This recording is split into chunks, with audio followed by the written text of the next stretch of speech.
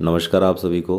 मैं संजय किरोड़ीवाल और आज अपने एक प्रैक्टिस सेट निकालने वाले हैं एग्रीकल्चर बायोलॉजी के लिए। और मैं ये तो नहीं कहता कि ये सेम क्वेश्चंस हैं आपके बोर्ड एग्ज़ाम में आएंगे।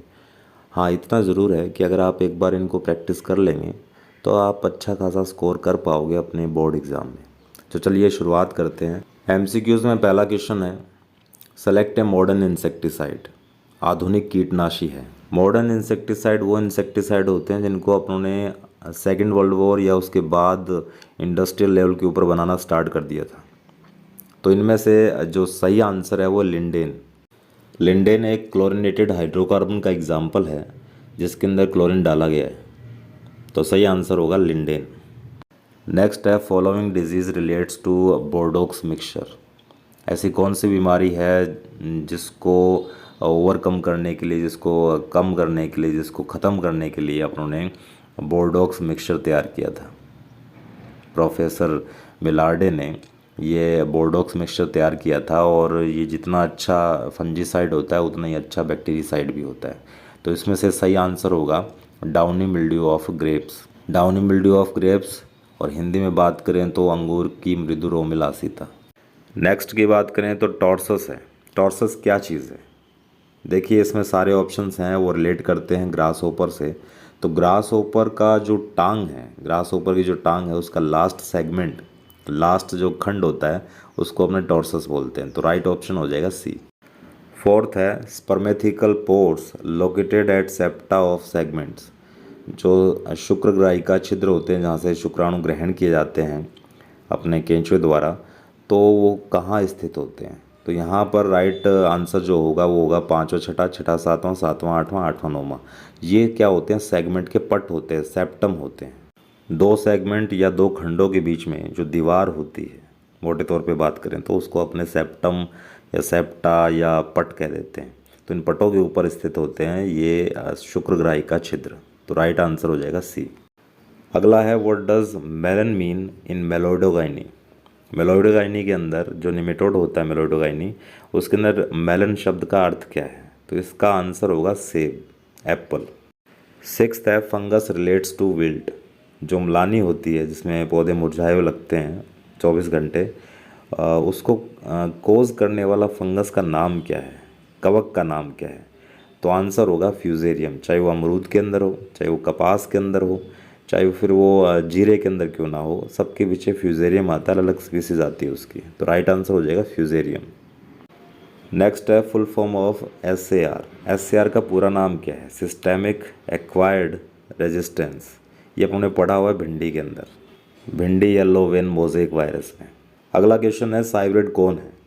कौन सा ऐसा प्लांट है जिसको अपने एज ए साइब्रिड तैयार कर रखा है? तो इसमें राइट आंसर होगा टबैको, तंबाकू। जो मोस्टली सोलनेसी फैमिली के मेंबर होते हैं उन प्लांट्स के अंदर अपने साइब्रिड तैयार कर रखे हैं। साइटोप्लाज्म के फ्यूज़न के बाद जो प्लांट अपने को मिलते हैं उनको अपने साइब्रिड बोलते हैं। दो कोशिका द्रव्य को मिलाने के बाद जो अपने को संतति मिलती है, पादप मिलता है, उसको कहते हैं साइब्रिड।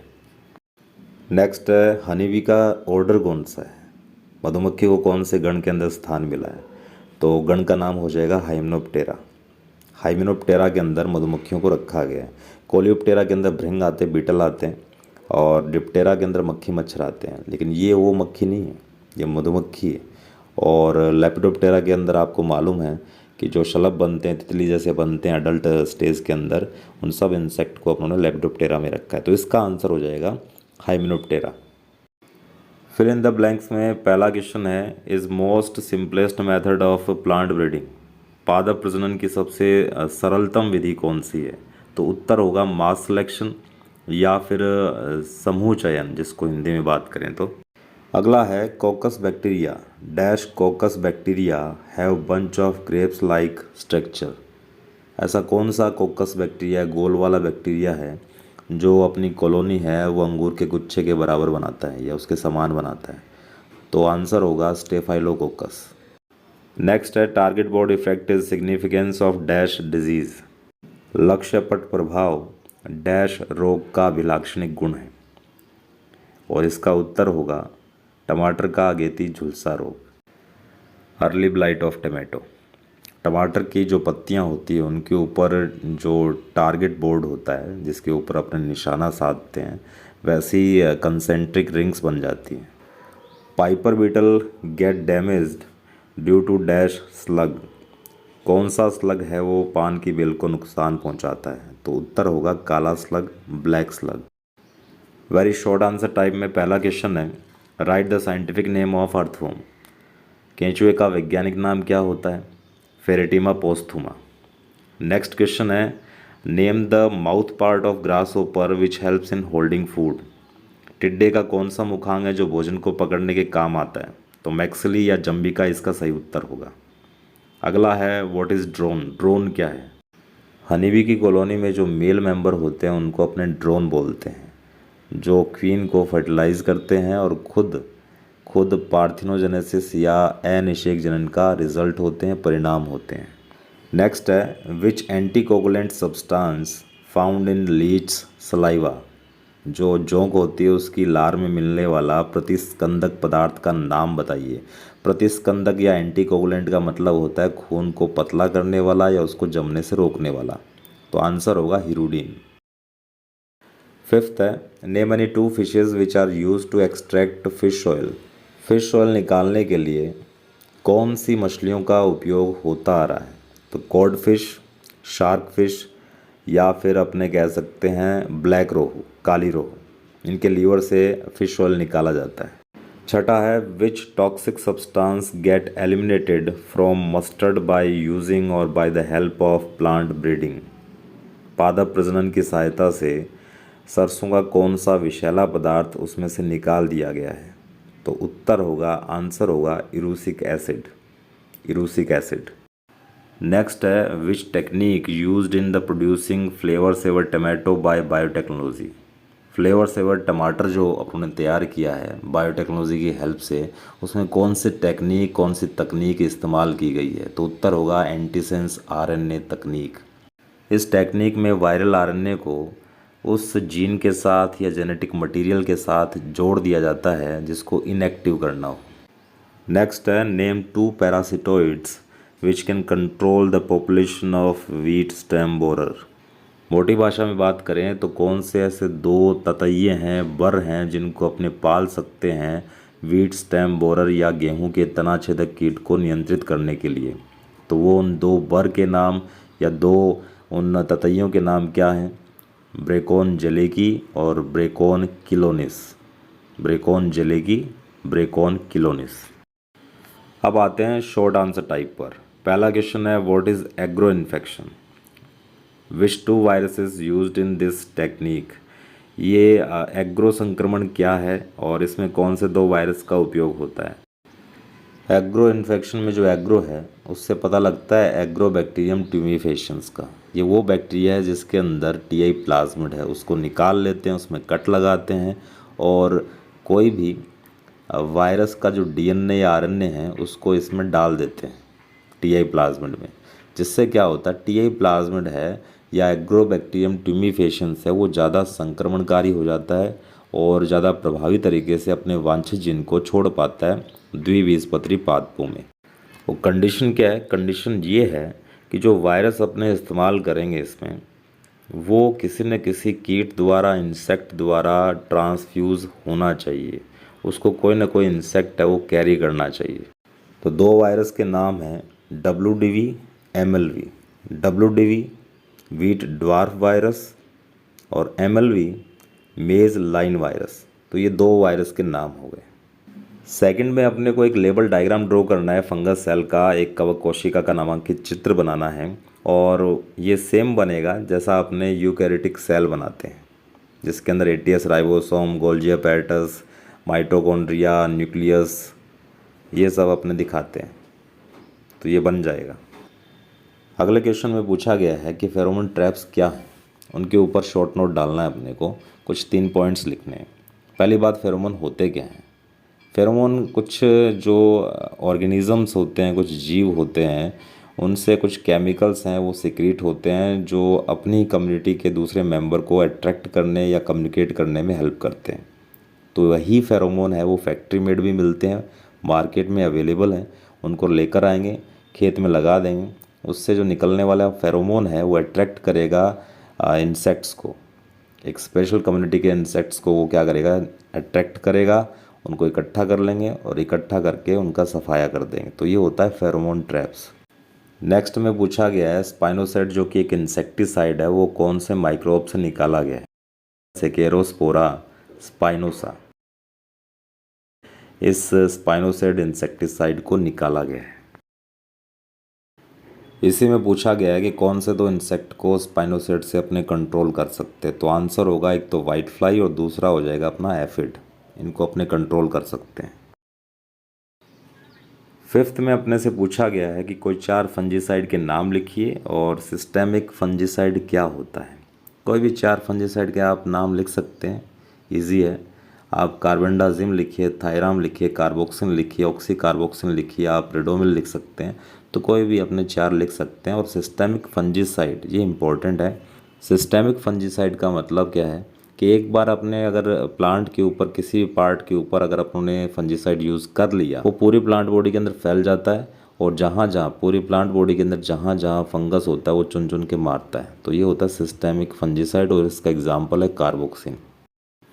अगले क्वेश्चन में पूछा गया है कि डाइडेल्फिक और मोनोडेल्फिक ये निमेटोड के अंदर टर्म यूज़ की जाती है, इनका अर्थ क्या है, मतलब क्या है। द्विअंडाशयी और एकल अंडाशयी, इनके नाम से पता लग रहा है। डाइडेल्फिक का मतलब क्या है, डाइडेल्फिक का मतलब है 2 ओवेरीज मिलेंगी, 2 अंडाशय मिलेंगे एक ही निमेटोड के अंदर। और अगर सिंगल मिलता है तो अपने बोल देते हैं मोनोडेल्फिक या एकल अंडाशयी। 7th, सिट्रस कैंकर का हिस्टोरिकल बैकग्राउंड लिखना था। क्या इतिहास रहा है सिट्रस कैंकर, जो कि नींबू या नींबू वर्गीय जो दूसरे प्लांट्स होते हैं उनमें ये डिजीज़ हो जाती है। तो इसके अंदर आपको हस्सी का नाम लिखना था, जो ज़ैंथोमोनास कोज कर रहा है सिट्रस कैंकर। उस बैक्टीरिया का सबसे पहले पैथोजेनिक प्रॉपर्टी के बारे में किसने बताया, हस्सी ने बताया कि ये जो बैक्टीरिया है वो कर रहा है क्या, सिट्रस कैंकर सिट्रस फैमिली के प्लांट्स में। आप जावा का नाम लिखेंगे, आप जनकिंस और फॉसेट का नाम लिखेंगे जिन्होंने सबसे पहले स्टडी की सिट्रस कैंकर की। जावा के अंदर सिट्रस और एंटीफोलिया जो कि एक नींबू का वेरिएंट है, उसके अंदर भी सबसे पहले ये सिम्टम्स अपीयर्ड हुए थे सिट्रस कैंकर की, उनकी स्टडी की। फ्लोरिडा के अंदर सारे बाग बगीचों को नष्ट कर दिया गया, ख़त्म कर दिया गया जब ये महामारी के तौर पर फैल गई थी बीमारी। तो ये सब कुछ आपको लिखना है। अगले क्वेश्चन में पूछा गया है कि प्राइमरी सेंटर ऑफ ओरिजिन और सेकेंडरी सेंटर ऑफ ओरिजिन क्या होते हैं। प्राथमिक उद्गम केंद्र और द्वितीयक उद्गम केंद्र क्या है। प्राइमरी सेंटर ऑफ ओरिजिन वो जियोग्राफिकल एरिया है, वो आइलैंड है, वो कंट्रीज़ हैं जहाँ पर सबसे पहले किसी क्रॉप की या फिर उसके वेरिएंट की, उसकी वैरायटी की सबसे पहले उगने की, या फिर उसके जो वाइल्ड वेरिएंट हैं जंगली प्रजाति के उगने की संभावना, या फिर विश्वास किया जाता हो कि वो सबसे पहले उस एरिया के अंदर लगा हो, तो उस एरिया को, उस जियोग्राफिकल एरिया को अपने प्राइमरी सेंटर ऑफ ओरिजिन कहते हैं। सेकेंडरी सेंटर ऑफ ओरिजिन का मतलब जहाँ पर सबसे पहले उसकी खेती की गई, किसी भी प्लांट वेरिएंट की जहाँ पर कल्टीवेशन या खेती की गई, उसको अपने कहते हैं सेकेंडरी सेंटर ऑफ ओरिजिन। इसी में पूछा गया है कि पाइनएप्पल का प्राइमरी सेंटर ऑफ ओरिजिन क्या है। तो आंसर होगा साउथ अमेरिका। साउथ अमेरिका वो जगह है जहाँ पर सबसे पहले पाइनएप्पल मिला। माइक्रो इंजेक्शन का लेबल डायग्राम ड्रॉ करना था अपने को। ये डायरेक्ट जीन ट्रांसफ़र का एक मेथड है जिसके अंदर एक सेल दिखानी है, टारगेट सेल, जिसके अंदर अपने को डिज़ायर्ड जीन डालना है, एक माइक्रो इंजेक्शन जिसके अंदर डिज़ायर्ड जीन अपनों ने भर रखा है, और एक माइक्रो पिपेट जिसकी मदद से अपने वैक्यूम क्रिएट करने के बाद फिक्स कर सकते हैं, इमोबिलाइज कर सकते हैं किसी भी सेल को। तो ये अपने को बनाना है। नेक्स्ट क्वेश्चन में अपने को चने का फली छेदक कीट ग्राम पोड बोरर का क्लासिफिकेशन लिखना था। ग्राम पोड बोरर का जो साइंटिफिक नेम है वो है हेलिकोवर्पा आर्मीजेरा। तो जीनस हो जाएगा हेलिकोवर्पा और स्पीसीज हो जाएगी आर्मीजेरा। इसकी जो फैमिली है वो होती है नॉक्ट्यूडी। इसी तरह से जो इसका ऑर्डर या गण है उसका नाम है लेपिडोप्टेरा, क्योंकि अडल्ट स्टेज के अंदर मोथ बनता है बटरफ्लाई की तरह। नेक्स्ट में मीजोसोम का रोल पूछा गया है एक बैक्टीरियल सेल में। तो मीजोसोम वो स्ट्रक्चर है जो कॉम्प्लीमेंट्री है माइटोकॉन्ड्रिया के। जो माइटोकॉन्ड्रिया है वो यूकैरियोटिक सेल की प्रॉपर्टी होती है, जबकि बैक्टीरिया प्रोकैरियोटिक सेल है। तो बैक्टीरिया में सेलुलर रेस्पिरेशन की जो जिम्मेदारी है वो उठा रखी है अपने मीजोसोम या मध्यकाय ने। ये O2 को लेता है, CO2 को बाहर फेंकता है। और दो बैक्टीरिया के बीच में प्लाज्मिड के ट्रांसफ़र करने का काम भी कौन करता है? मीजोसोम करता है। मीजोसोम एक चैनल, एक रास्ता बना देता है जिससे एक का मीजोसोम दूसरे में चला जाता है। 12th में पूछा गया है कि अर्गट, अर्गोटिज्म और स्क्लेरोशियम क्या चीज़ है। देखिए, अर्गट तो बाजरे में होने वाली डिजीज़ का नाम है जो क्लेविसेप्स फ्यूजिफॉर्मिस जो फंगस है उसकी वजह से हो रहा है। अर्गोटिज्म क्या है? अगर वो बाजरा, जो डिजीज्ड बाजरा है जिसको अर्गट था, वो अपने डायरेक्टली और इनडायरेक्टली कंज्यूम कर लेते हैं तो अपने को बीमारी हो जाती है, इसको अपने कहते हैं अर्गोटिज्म। और स्क्लेरोशियम क्या चीज़ है? स्क्लेरोशियम कुछ नहीं है, जो क्लेविसेप्स फ्यूजिफॉर्मिस फंगस है उसके कुछ रेजिड्यूज़ हैं, कुछ टिश्यूज़ हैं जो बाद में काले पड़ जाते हैं और यही अगली फसल के लिए इनोकुलम का काम करते हैं, उनको कहते हैं स्क्लेरोशियम। अगला सेक्शन है डिस्क्रिप्टिव टाइप के क्वेश्चंस का। इसमें पहला क्वेश्चन दे रखा है लीच थेरेपी क्या है। देखिए, लीच थेरेपी क्या है? लीच को जब अपने मेडिसिनल पर्पज़ के लिए यूज़ करते हैं और कुछ डिजीज़ को क्योर करने में इसका रोल रहता है तो इस थेरेपी का नाम है लीच थेरेपी। कौन सी लीच है वो यूज़ की जा रही है लीच थेरेपी में? तो आंसर होगा हिरुडो मेडिसिनल्स। हिरुडो मेडिसिनल्स है वो लीच है जो कि अपने यूज़ कर रहे हैं लीच थेरेपी में। कौन सी दो डिजीज़ है जिनको अपने इस थेरेपी से क्योर कर सकते हैं या फिर रिलीफ मिलता है इसमें? तो वो बाल्डनेस हो सकता है, गंजापन, या फिर इसमें डायबिटीज़ लिख सकते हैं, या फिर अपने ऑर्थराइटिस जिसको गठिया बाव बोल देते हैं, और या फिर अपने कह सकते हैं कि जो कार्डियोवैस्कुलर डिजीज़ हैं, हृदय संबंधी रोग हैं, बीमारियां हैं, उनको अपने इस लीच थेरेपी से क्योर कर सकते हैं, या कह सकते हैं कि थोड़ा रिलीफ मिल सकता है लीच थेरेपी से। अगले क्वेश्चन में पूछा गया कि जब अपने फ़िश को कल्चर करते हैं तो उसमें कुछ टर्म्स आती हैं जैसे पॉलीकल्चर, मोनोकल्चर और मोनोसेक्स कल्चर। इनका क्या मतलब है? पॉलीकल्चर में अपने एक से ज़्यादा स्पीसीज़ की जो फ़िश है उसको रेयर कर सकते हैं एक ही पॉन्ड के अंदर, और मोनोकल्चर में अपने एक ही स्पीसीज़ की मछली को रेयर करते हैं पॉन्ड के अंदर, जैसे कैट फिश है, झींगा मछली है, उनको अपने मोनोकल्चर के अंदर रेयर कर सकते हैं, पाल सकते हैं। और लास्ट है मोनोसेक्स कल्चर, मेल या फिर फीमेल, इन दोनों में से किसी एक ही जो सेक्स की मछली है उसको अपने रेयर करते हैं। और फिंगरलिंग एक स्टेज आती है जिसमें मछली है जो अपनी इंडेक्स फिंगर है उस जितनी लंबी हो जाती है, उस स्टेज को बोला गया है फिंगरलिंग स्टेज। फिंगरलिंग स्टेज में आने के बाद ये पता चल जाता है कि मछली मेल है या फीमेल है, उस टाइम अपने उनको सेपरेटली मोनोसेक्स कल्चर के अंदर रेयर कर सकते हैं। अगला क्वेश्चन है, अपने को PBr 322 जो कि एक प्लाज्मिड है और ई कोलाई से एक्सट्रैक्ट किया गया है, उसका लेवल डायग्राम अपने को ड्रॉ करना है। तो कुछ नहीं, उसके अंदर अपने को 8 तो रेस्ट्रिक्शन साइट्स दिखानी है जिनके ऊपर रेस्ट्रिक्शन एंजाइम आकर कट लगा सकते हैं, और 2 अपने को दिखाने हैं सेलेक्टेबल मार्कर जीन जो कि एम्पिसिलिन रेजिस्टेंट और टेट्रासाइक्लिन रेजिस्टेंट जीन होते हैं, ORI साइट दिखानी है। तो ये आपका बन गया PBr 322, और इसके 2 लाभ अपने को लिखने हैं, इसके 2 बेनिफिट क्या हैं, 2 प्रॉपर्टीज़ क्या है। तो अपने कह सकते हैं कि इससे अपने बैक्टीरिया के अंदर या एनिमल के अंदर जीन ट्रांसफ़र कर सकते हैं, और दूसरा इसके अंदर सेलेक्टेबल मार्कर जीन होते हैं जिसकी सहायता से अपने ये पता कर सकते हैं कौन सी सेल के अंदर अपना डिज़ायर्ड जीन इंसर्ट हुआ है। लास्ट सेक्शन में अपने ऐसे टाइप क्वेश्चंस करते हैं और इसमें आपको इंटरनल चॉइस भी मिलती है। अपने को क्लासिफिकेशन देना है, लाइफ साइकिल लिखना है और मैनेजमेंट लिखना है। अगर लाइफ साइकिल पूछा गया और उसमें कहीं आपको डायग्राम या फ्लो चार्ट नहीं दिया हुआ है तो आप बनाकर आइए, इससे आपका इम्प्रेशन अच्छा पड़ता है। इसी का इंटरनल चॉइस डाल रखा है एफिड, माहू कीट या मोइला, और सेकंड क्वेश्चन में दिया हुआ है लिटिल लीफ ऑफ ब्रिंजल, और इसका इंटरनल चॉइस है आपके बाजरे का डाउनी मिल्ड्यू या मृदुरोमिलासिता।